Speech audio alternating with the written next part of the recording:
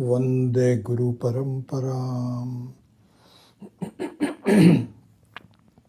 Om Bhadram Karnebhihi Shrunuyama Devaha Bhadram Pashyema Akshabhiryajatraha Sthirairangaistuštuvagum Sastanubhihi Vyashema Devahitan Yadayuhu Swastina Indro Vriddhashravaha Swasti nः Pusha Vishwavedaः Swasti nastarksho Arishtanemiः Swasti no Brihaspatirdadhatu Om Shanti Shanti Shanti Om Sahana Vavatu Sahano Bhunaktu Sahaviryankaravavahai Tejasvinavadhitamastu ma vidvisha Vahai. Om Shanti Shanti Shanti.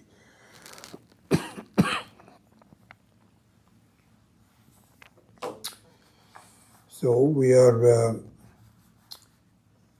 studying the fourth mantra of Mandukya Upanishad. So let's just chant all four of the mantras.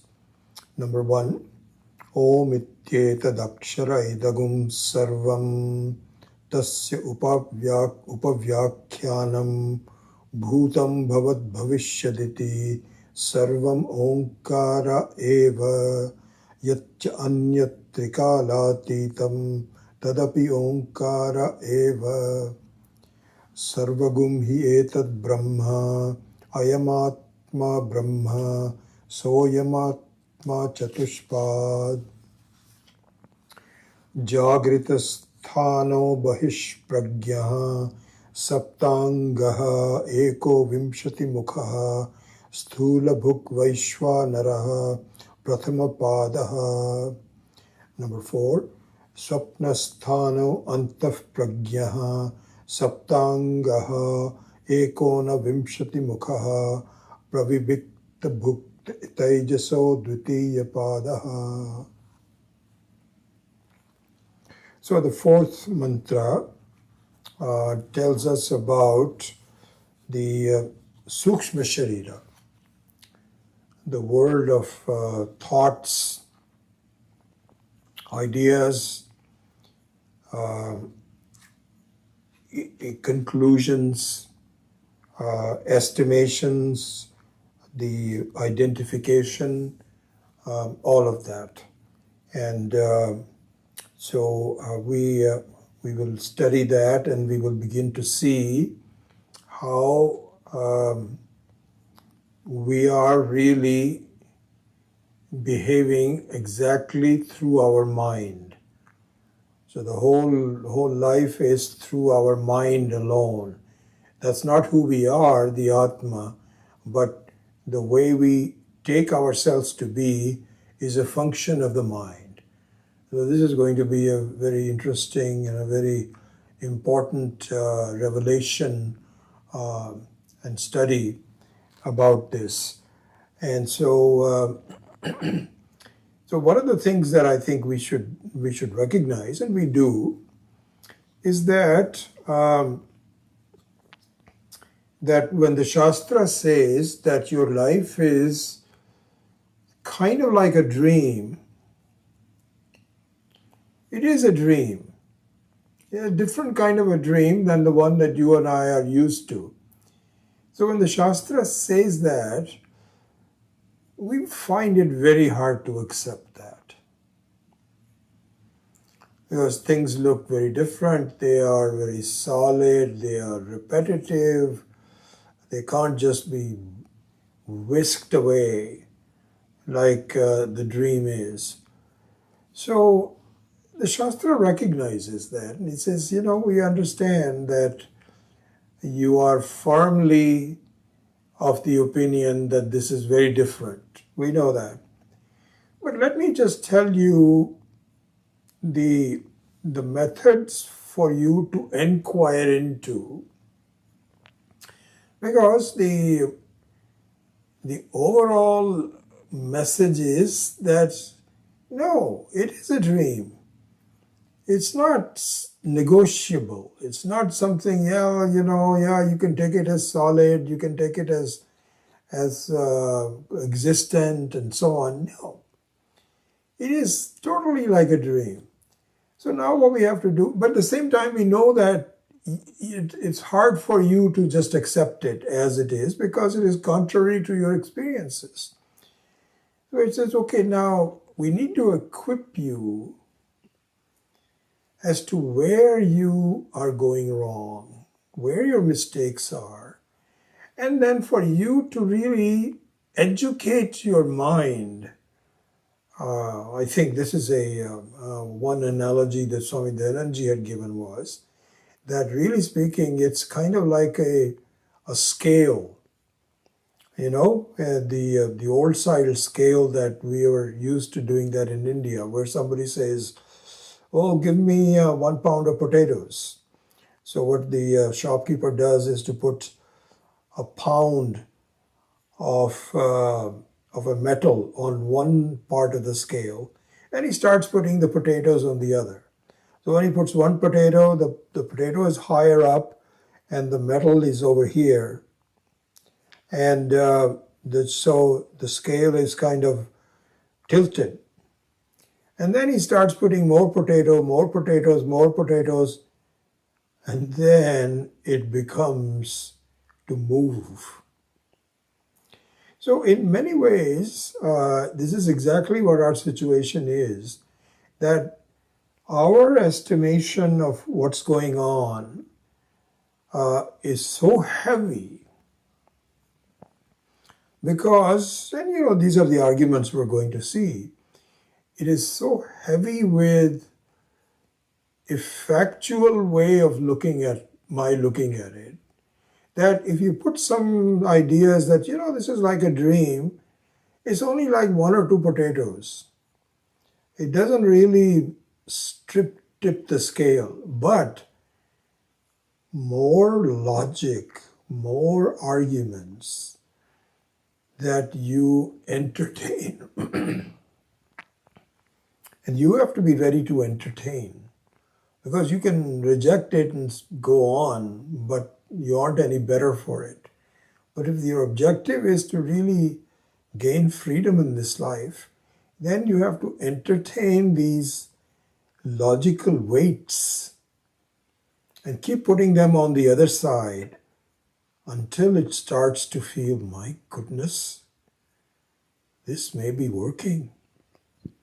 Maybe I was wrong in taking everything to be so solid. So maybe I should give it more chance. And then you accelerate.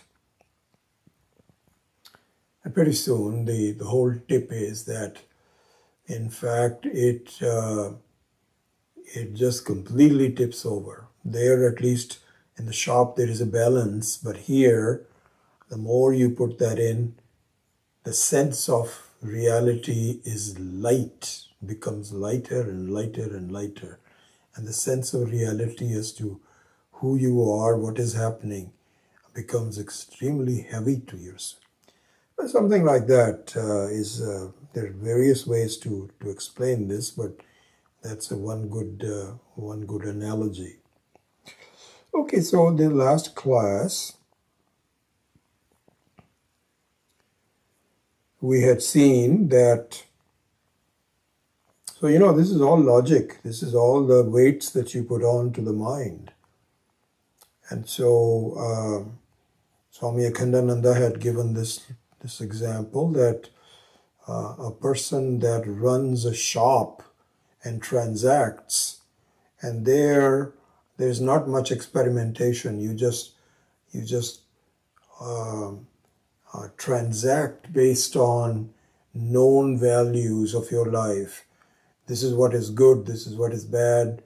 You think a little bit about it, consequences, but you don't really do much.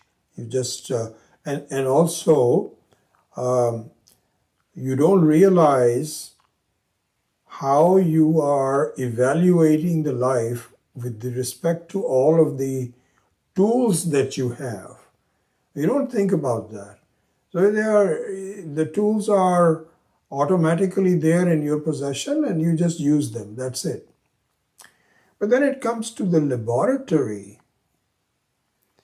There you have a completely different way of dealing with things because you're not selling anything to anyone.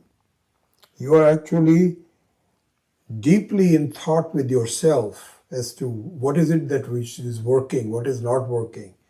And so you pretend, not only pretend, you make a life out of this laboratory, and you are now experimenting and making things real, having transactions that are mimicked to be good or bad, all those kinds of things in the laboratory, like a person in the lab.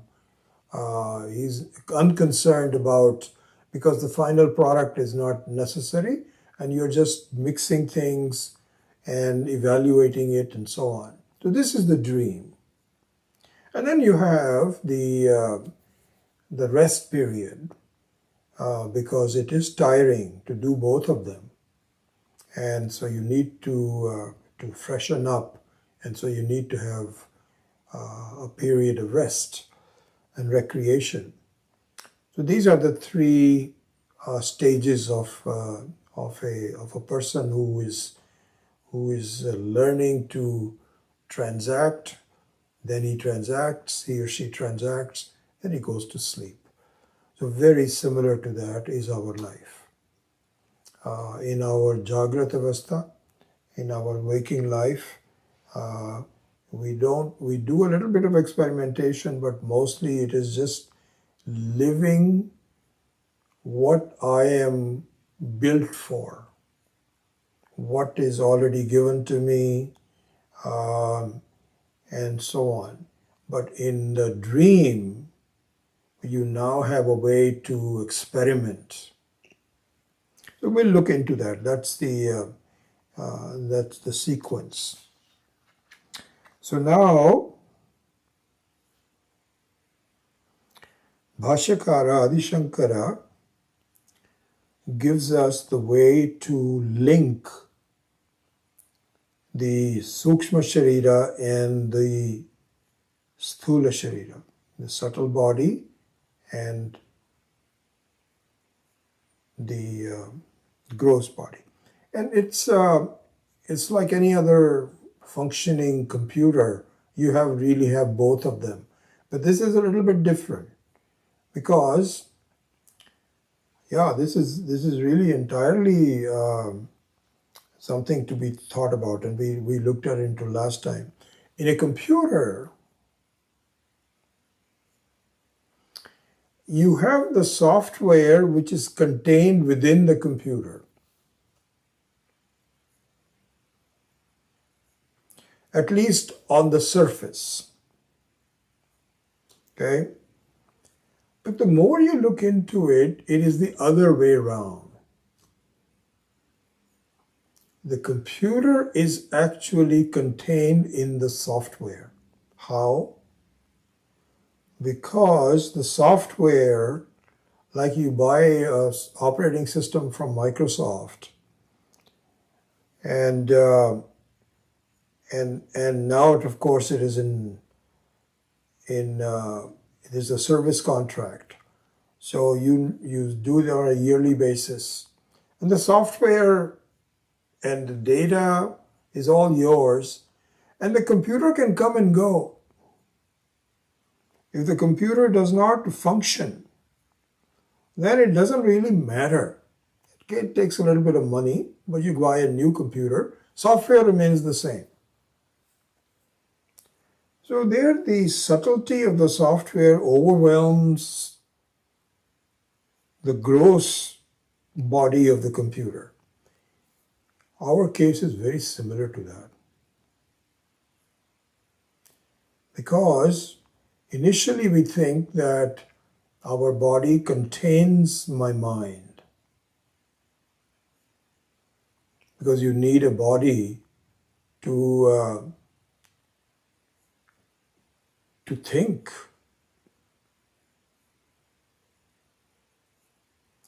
And so somehow I feel that my mind, my software, my thinking, etc., it's all mine, and all contained in me, the body. This is what we initially think.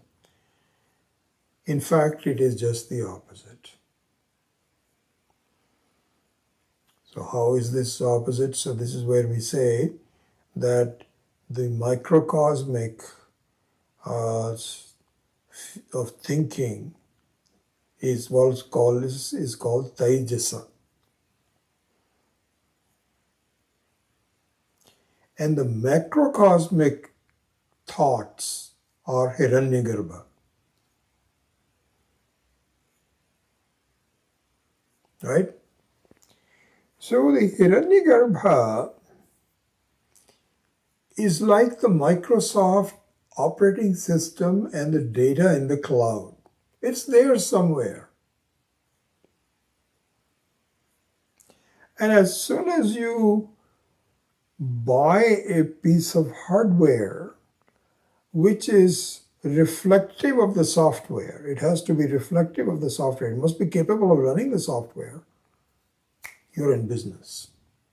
Because now the entire software, which is already there, comes to life in the case of this computer.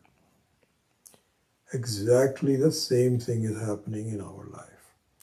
So now the second step that we can take, Prathama Padaha, Dvitiya Padaha. So in the Dvitiya Padaha, Swapnasthano Antah Pragyaha Saptangaha Eko Vimshati Mukha Pravivikta Book Taijasaha Dvitiya Padaha.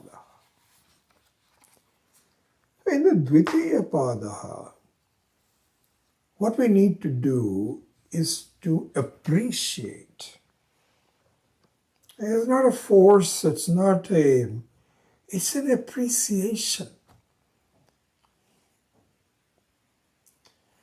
An appreciation that all kinds of thoughts and constituents of the thoughts are already there in the cosmos,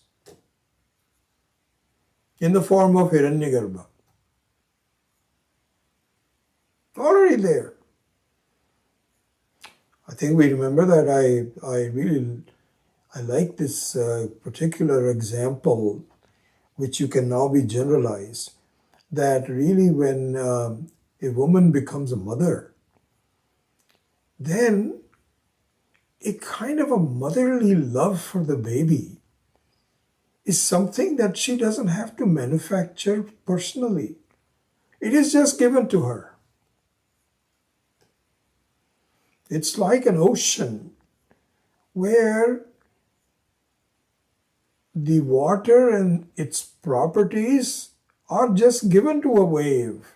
The wave doesn't have to invent it from ground up. So now you can expand that. Really speaking, that's just one aspect of a life, of a mother, a woman becoming a mother, and then having some children, and what kind of emotions, what kind of love, unique attitude is now evoked, invoked. But the same thing is true for really all the thoughts that we have.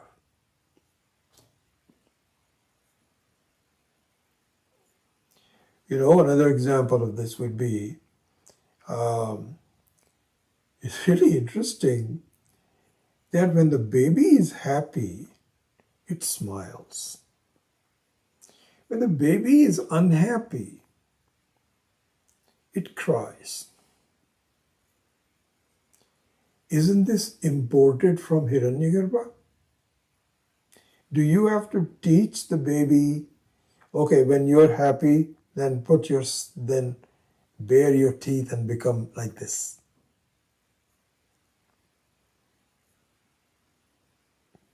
And when you are hungry or something, then start crying, do something. Do we have to teach that? It's not in school. It is instinctive. It is imported. So really speaking, we take the entirety of the possibilities of all the thoughts and then we personalize it to myself based on my prior existence, my prarabdha, where I am, my development, my progress, my maturity, all those kinds of things. It's already there. So this is the second step. Just like we saw in the first step also, that all of the Pancha Mahabhutas are now imported by me for the use of my body while I'm alive. The water, the air, the prana, all of that. Similarly here also, in the case of the mind, it is really nothing but all over the place. There's no place that it is not. And depending on where I take a birth and what my desires are, what my future is, I now particularize it to myself. So really speaking, I should recognize that my thoughts are already there in a macro form. So this is the direction that we should be seeing. And then eventually what we will see when we are done with all this is that all of these shariras, the bodies that we talk about, sthula, sukshma, later on karana sharira and so on, they are nothing but an expansion of myself. Expansion in the sense that they emanate from me, they're born out from me, and they dissolve in me.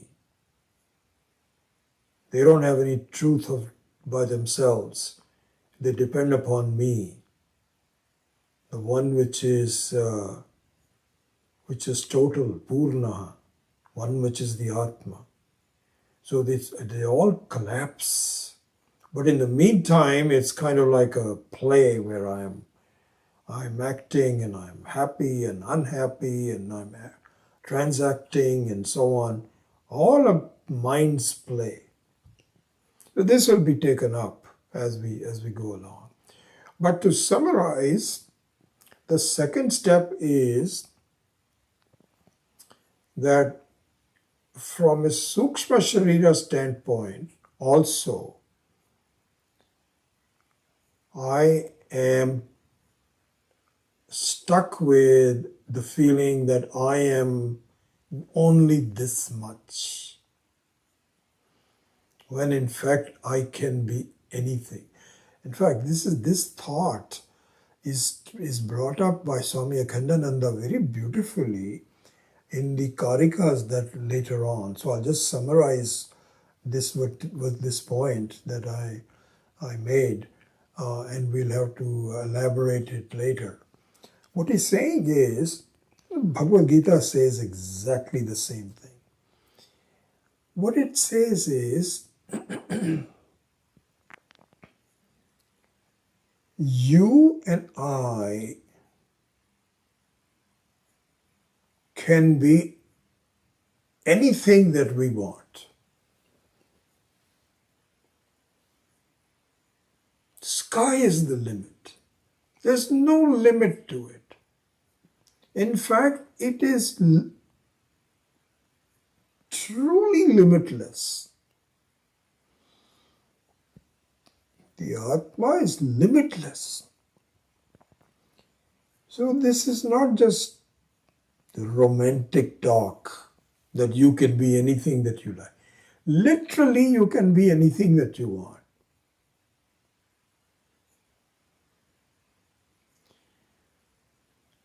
And the Atma blesses you with your conclusions, your directions, your initiatives.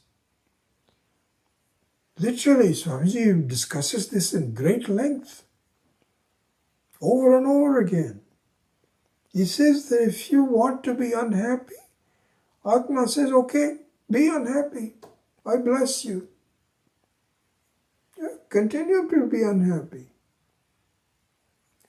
If you decide enough with my feeling of smallness and unhappiness,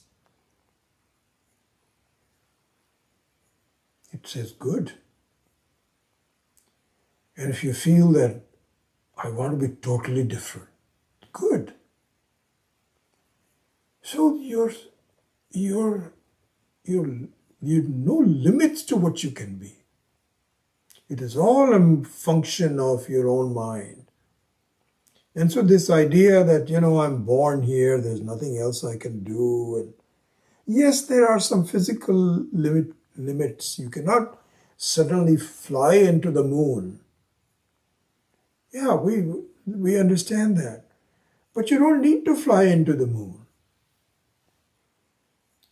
But in terms of your self-growth and estimation, it is a totally open world. And it is only possible because of your identification. Whatever you want to identify with, there's no limits to it.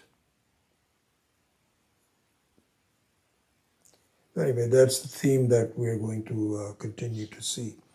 Anyway, let us now follow Adi Shankara's Bhashya, where he introduces the connection between Sthula Sharira and Sukshma Sharira.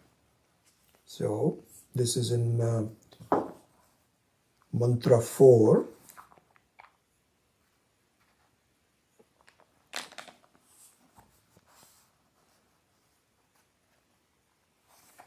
So he starts his commentary by saying, Swapnaha sthanam asya Taijasasya iti swapna pradhanaha.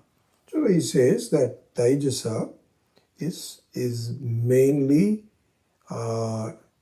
it concerns itself with dream, swapna. And so swapna doesn't mean only in the dream. Even in the thoughts in the Jagrat Avastha also can be classified as swapna, as we will be taking more and more specific ways of looking at it.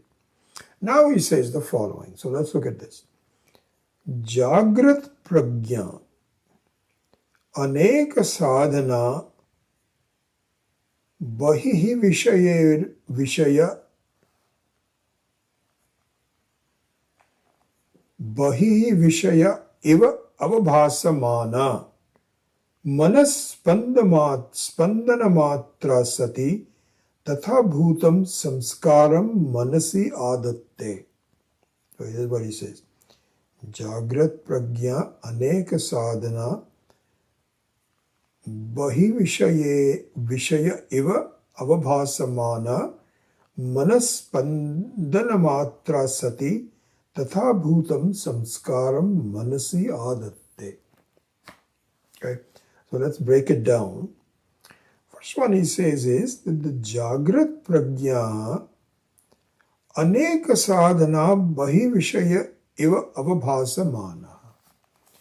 So he says the Bahish Pragya. Bahish Pragya means that the Pragya meanings. So it's interesting. That would be the English translation would be waking consciousness.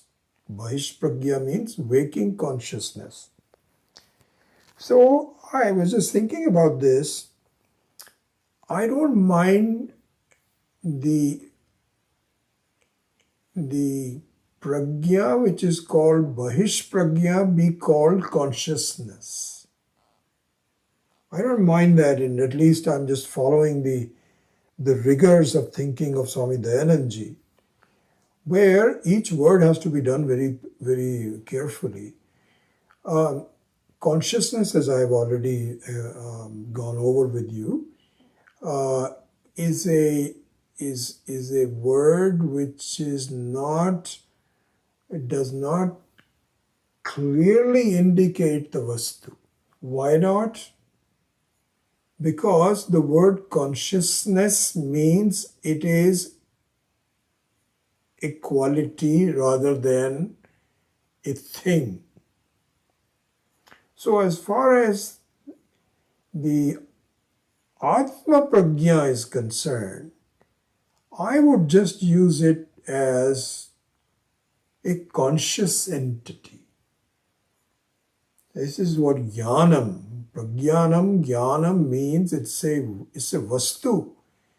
It is not an adjective. But when it comes to Bahish Prajna,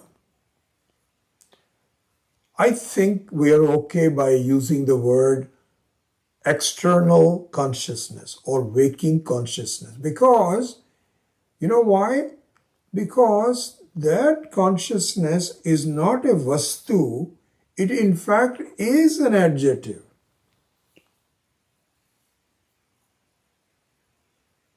Just like saying red rose. So by saying red rose, the rose is the vastu and the red is the quality. So similarly here, Bahish Prajna is the quality of the Atma. It is not the vastu by itself. Anyway, so that's Bahish Prajna. So now the Bahish Prajna, he says, Aneka sadhana, what does he say? Aneka sadhana Bahish Vishaya eva avabhasamana. So he says that in the case of the Jagrata Avastha, the Bahish Prajna has lots of tools that enable it to reflect things as you see them. Okay? What tools are there? Your eyes, your sense of touch, your ears, your nose, all the sadhanas, all the sense organs. All the sense organs are the tools. And what they enable you to do is to make your mind envelop the various objects in the form that it sees it. This is Bahish Prajna.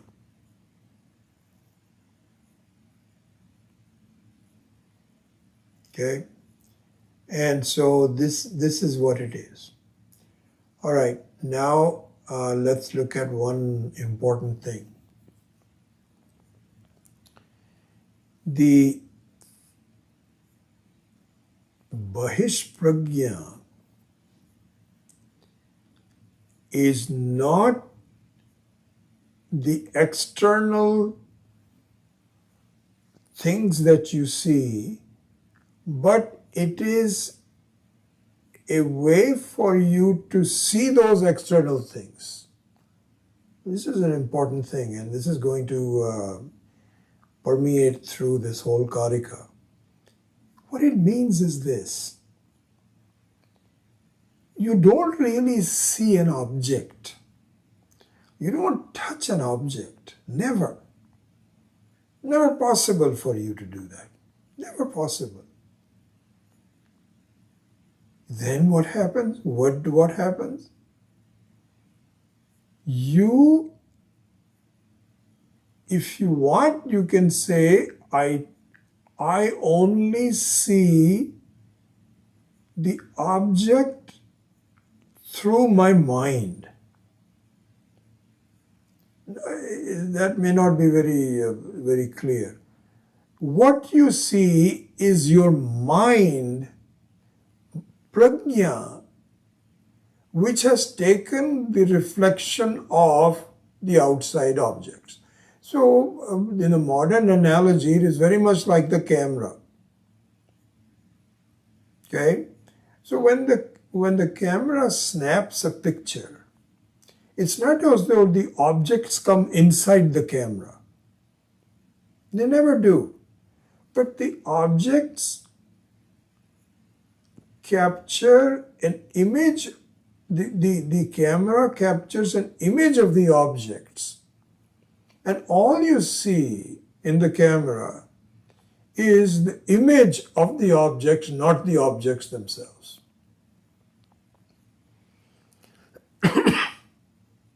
Why is this important and why should I think about it? Because this is something we should now discuss. What it means is that the outside world is nothing but the vibrations of my mind. So Adi Shankara says this. He says, Jagrat pragya aneka sadhana bahish vishaya iva avabhasamana manas spandana matra. Spandana matra means it is vibrating, it is moving. It is moving.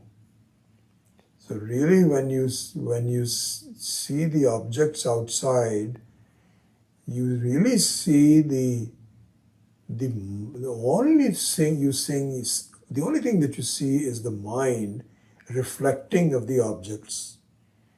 In fact, the whole life is nothing but the play of the mind. How can you say that? Exactly like it happens in the dream. So as we saw last time also, that the examples of dream are very important, because otherwise you cannot estimate what it is without giving an example. So now we can see this. So when you see a person outside, you talk to them, you evaluate them, you have some conversation. Where is it? It's in the mind. It's the spandanam of the mind.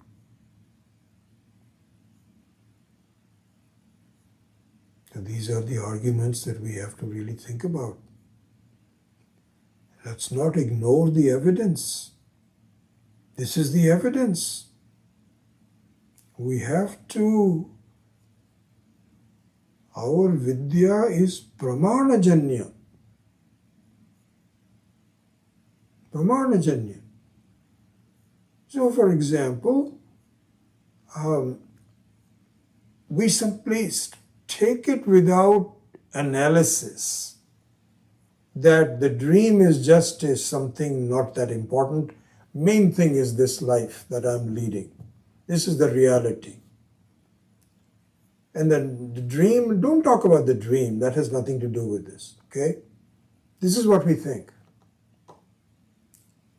So the question is this conclusion pramanajanya?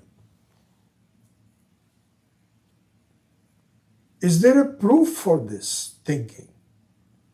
So you say, no, there's no proof, but dreams don't really bother me. They just go away. The main thing is that the life bothers me. So this is my pramanam. Well, this is not pramanam. It's not pramanam. It's not proof. Pramanam means proof. Proof means something which is unshakable. Not a proof. Why not? Because when you think about it, you're just as bothered while you're in the dream. And then it goes away. And if you want me to also give the example of the dreamlike existence, same thing happens in this life. You think you are very sad, you are very sorrowful, it washes away. Just like the dream washes away. We gave the example last time, and this happens over and over again, that nothing really lasts. Sicknesses don't last. Deaths don't of other people don't last. My sorrow from friends and so on don't last. My not sorrow, but my happiness from friends doesn't last. My sorrow from enemies also doesn't. Nothing lasts.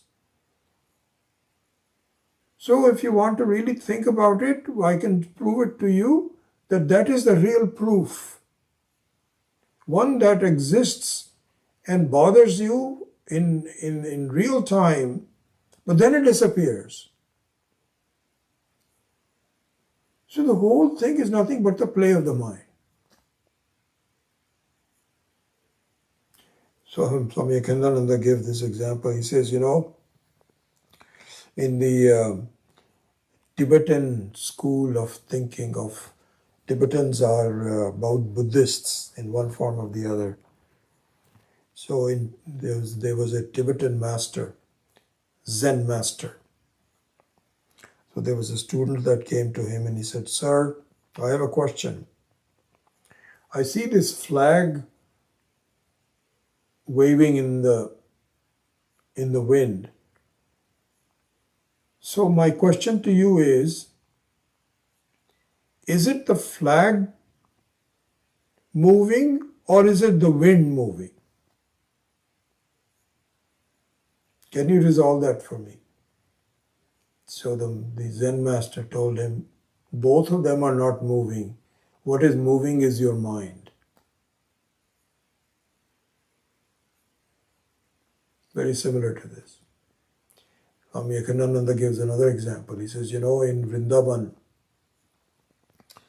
there is a vigraha, there is a idol of Bihari ji. So I don't know.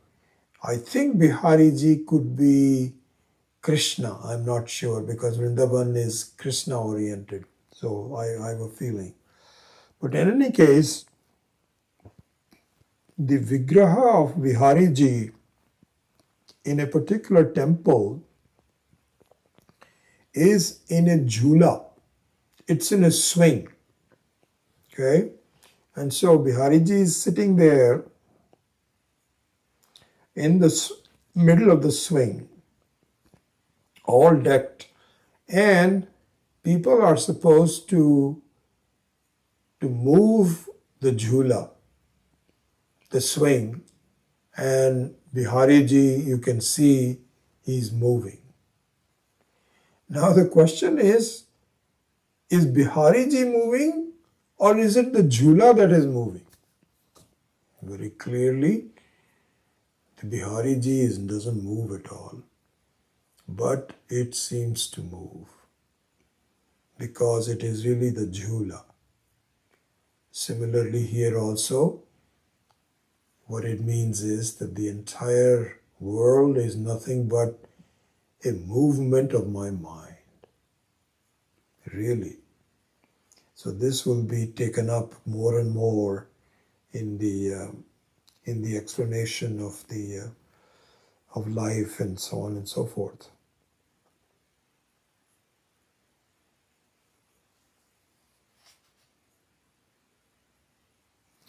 So the next part of Adi Shankara's sentence. So we have done Jagrat Pragya Aneka Sadhana Bahish Vishaya Iva Avabhasamana Manas Pandana Matra Sati Tatha Bhutam Samskaram Manasi Adhatte.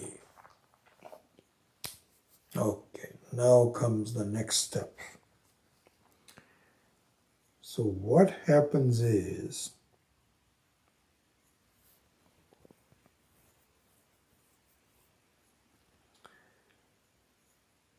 that the mind, because of repeated patterns in the life, gets impressed by it. Okay, so it's a complicated sentence, but here's what it is. In fact, what I would say to preface this sentence that I just spoke is something that we should really think about, another weight that we should put on the scale to make it heavier. In Vedanta, it is said that the biggest difference between a dream state and a waking state, Swapnavastha and Jagratavastha, is simply the time scale of the two. That's it. It's just the time scale. One happens very quickly. The other one happens in multiple acts of a drama. So you have one day drama, and then the drama ends, and then you have the next day drama with only slight changes to the structure of the previous drama. Repeated it for a period of time, 60, 70, 80, 90, 100 years. The structure of the mind, the way it works, the tools of it, is all the same.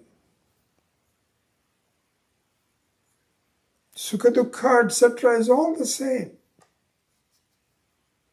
Karma phala also is the same.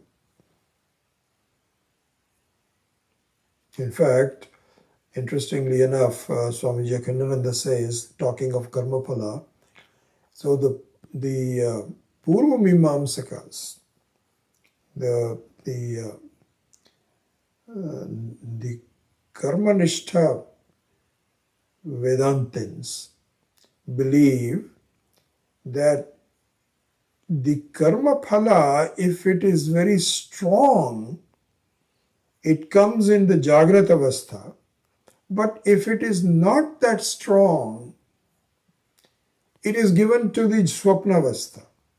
So there is some unhappiness in the Swapna also, happiness in the Swapna also, just like it is here, but the intensity is less. And the reason the intensity is less is because Swapnavastha happens very quickly and it is not repeated. That's the only difference between them. So now we can go back to that sentence that I was trying to initiate to talk about, and that is, in the Jagrata Avastha, the mental impressions are created repeatedly after going through the similar experience. So when you have your children, they're the similar children. They're slowly growing up. Spouses, the similar things. The way the spouses talk to each other, they have the same ingredients. So there's a lot of impressions that are brought up over and over and over again. And those become vasanas in your mind. Whereas in the dream, the vasanas are imported from the Jagrata Avastha. But, so that's how it is. So when you talk to people in the dream, you have similar ideas that you imported from the Jagrata Avastha only. but they are not, they don't have any staying power because the Vishayas are not there. You create the Vishayas yourself. Vishaya means all the things. You create it yourself. And so it is all a make-believe in that sense. Whereas in the Jagrat Avastha, you have to depend upon outside things. But the way your mind works on it is very similar to the dream. There's no difference. So therefore, what happens is that in the case of a dream, you have leftover vasanas from the deep-rooted ways of thinking in your Jagrata Avastha. This is what happens. So now there is an objection to this thinking. So the objection is this. They say, wait a second. Didn't you just end up telling me that the two of them are very, very similar? They only differ in the length of their implementation. So we said, yeah, we said that. But now you've told me that there is a fundamental difference between the dream and the waking. How? Because the dream is only the result of vasanas from the waking state.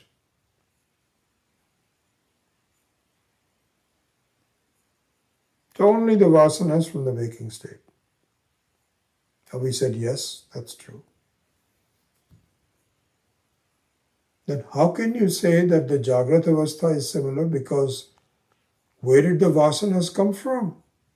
At least in the case of dream, they came from the Jagrata Avastha.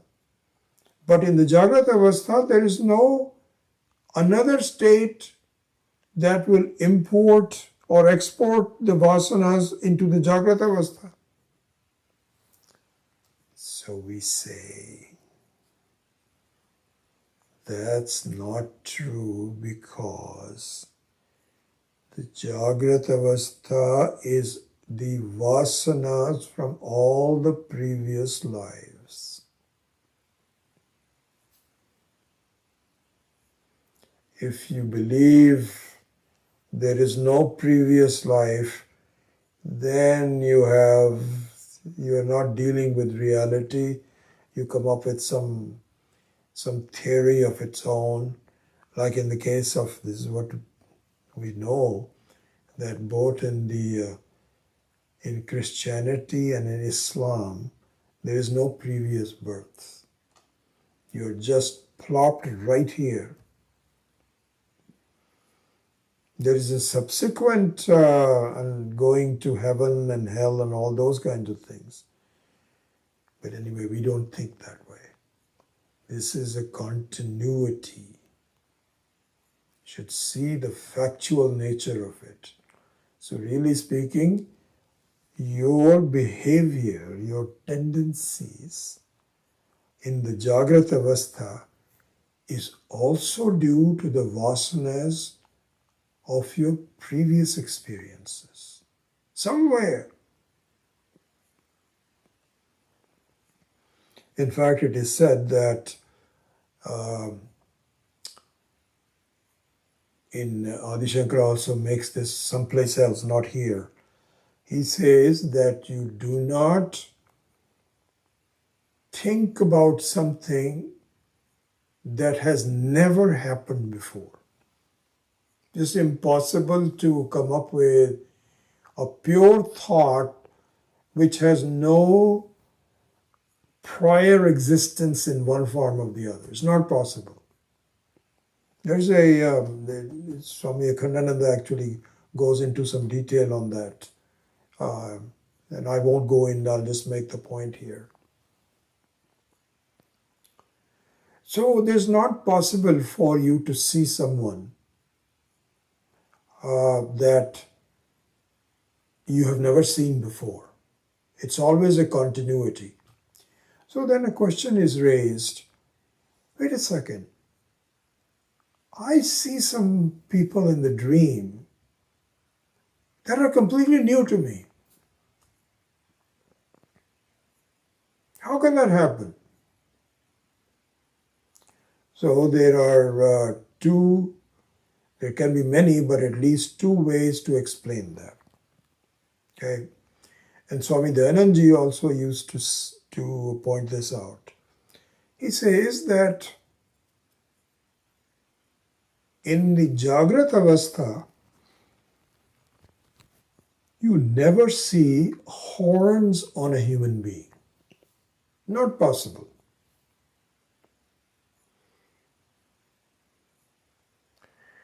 But in the Jagrat Avastha, you see horns on some animals, like a deer or cows and other animals. So it is entirely possible that if you see a human being in the dream with a horn, it is because you juxtapose the two of them together. Very possible. That's all allowed to you because it's your own mind's imagination. You can imagine anything you want to in the dream. Not in the Jagrata Avastha because that has some Vyavaharika Sat. But in the Swapna Avastha, it is all Pratibhasika Sat. So you can do anything you want to. This is one thing. The second thing that Swami Akhandananda pointed out, which I had not heard from Swami Dayanandji, is that it is very possible that you may see someone in the dream that you have not seen in this life, but in the previous life. Very possible. Because normally the impressions of the previous life bleed into the waking life. But who is to say that some of it cannot bleed into the Swapnavastha also?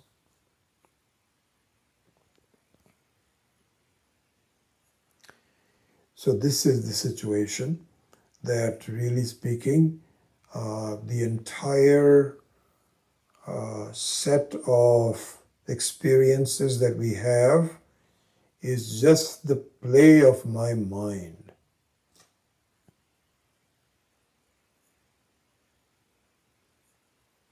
In fact, this fact is further evidenced in the next mantra, where we look at deep sleep.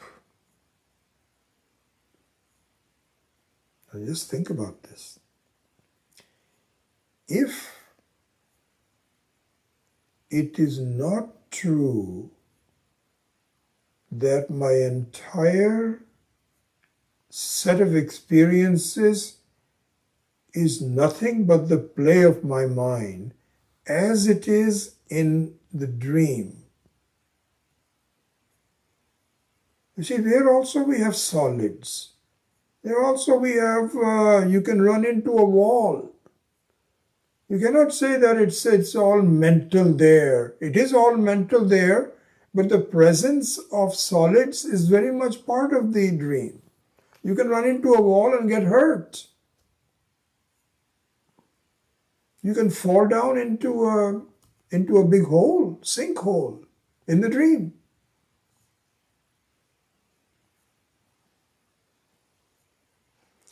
And so, even though the whole dream is nothing but a mental vibration, similarly to that is the Jagrat Avastha, which is also nothing but mental vibrations.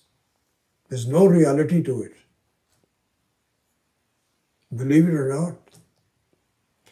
This fact is further explained and corroborated in the next mantra with deep sleep. Why do we say that? Because if the entire experience of life was not just mental, then my experience of deep sleep could not happen. The experience of deep sleep is just amazing because the whole thing is gone.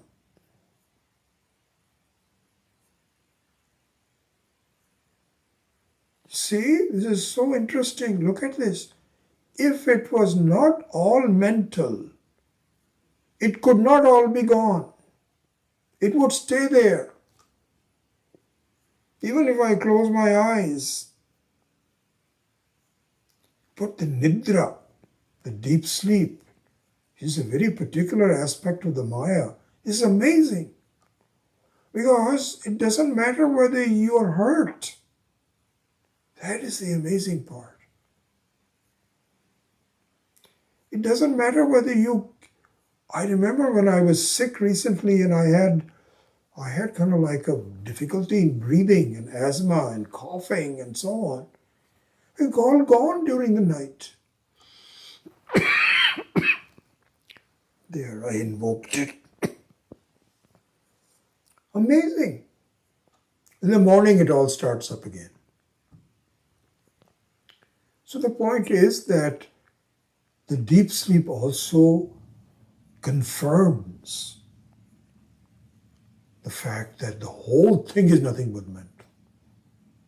And of course, when we talk about an understanding of the Atma and the Moksha, it will become even clearer that the entire expansion, the so-called expansion of my mind, etc., will all disappear, will dissolve. So this is an important thing, that the life is nothing but just software alone. And so this is why we talked about it in the last class also, the mind is not in the body, but the body is in the mind.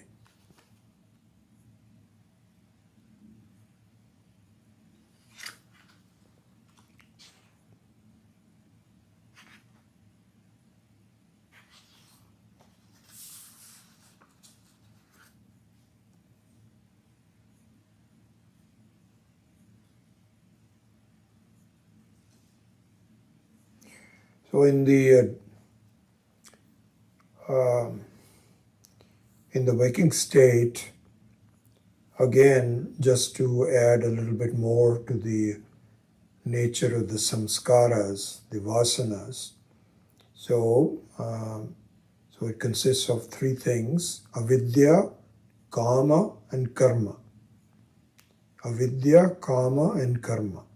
So these three things make a mind, leaves samskaras on my mind. It's kind of like when you are leaving water into the fields, it takes certain channels because it happens to take the easier path on a channel, and yet again and again and again, it becomes a very solid way for the water to channel itself. This is how the samskaras work. And here Swamiji points out that the avidya, of course, is the original, which we will study later on. It's the original cause of this. But the repetition becomes between kama and karma. Kama and karma. You want to do things because you want to be happy, and then after that you get some results and you modify it, then you do it again.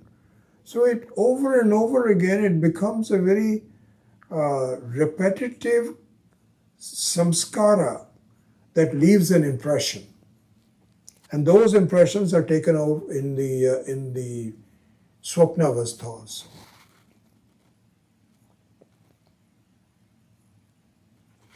So I'll end with the next point here, how the various schools of thought view this. They all feel very similar to it, that it is avidya, kama, and karma. Okay? So when it comes to the Purvamimamsikas, the Karma Kandina, they feel that if you do good karma,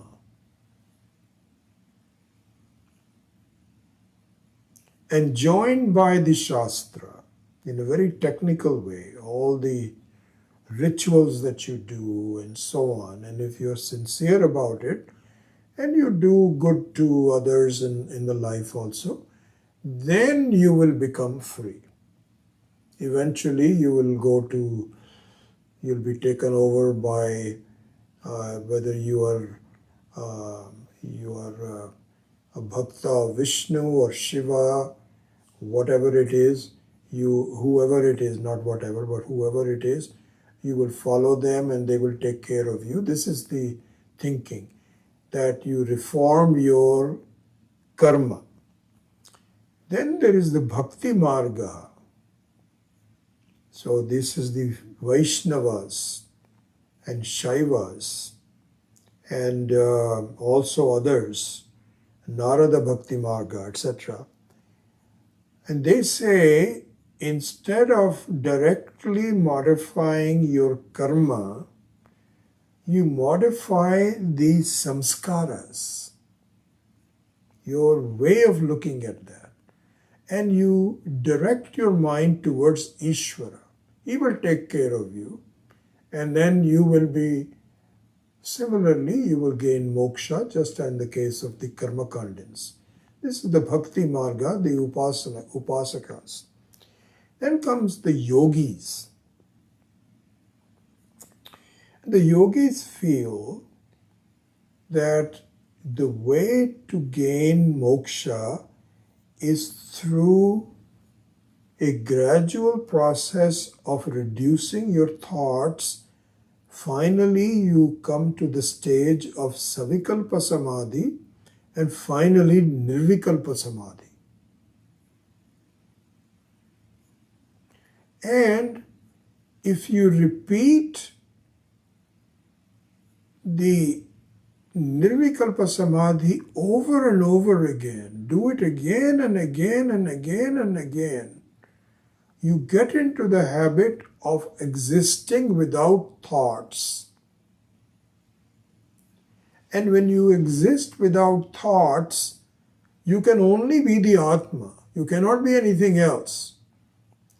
So, excuse me, by the repetition of practice, abhyasa, by doing samadhi over and over again,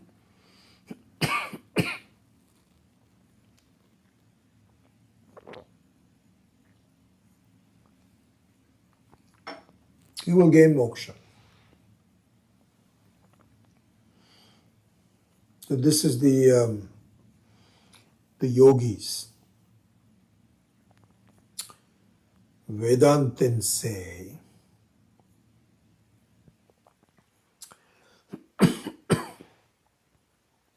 all of these will not work.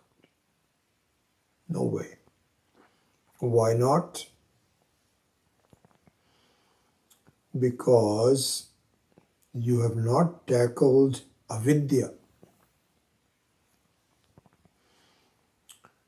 You are only doing symptomatic relief.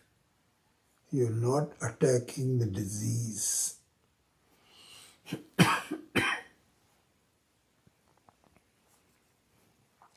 And you have to understand the nature of the mistake.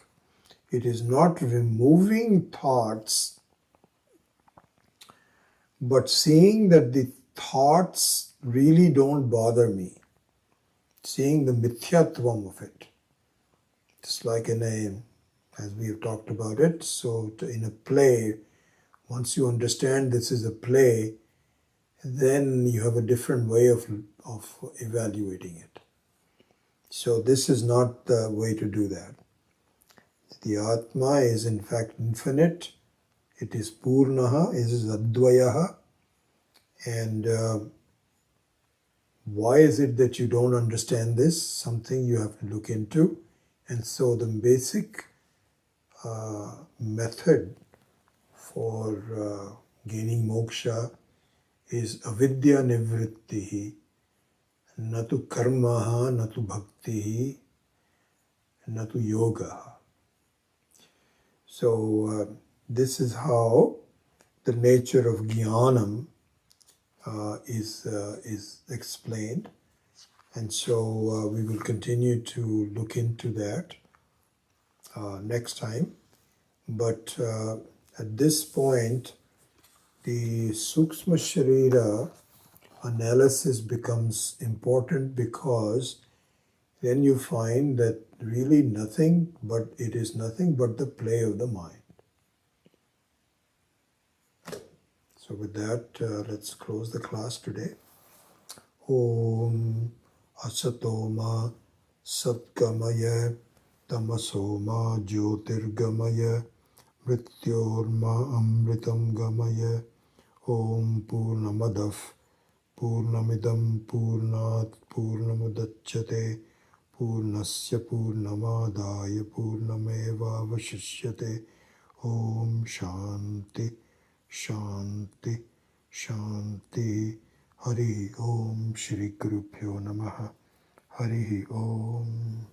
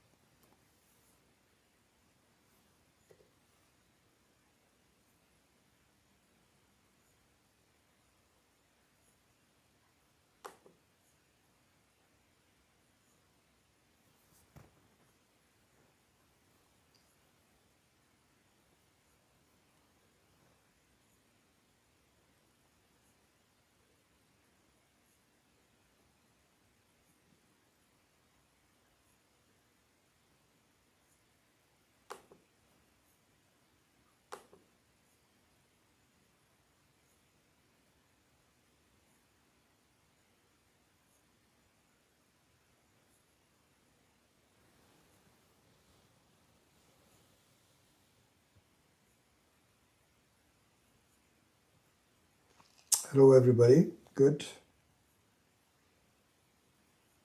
to see you. Must be hard, I think, to follow both the classes a week.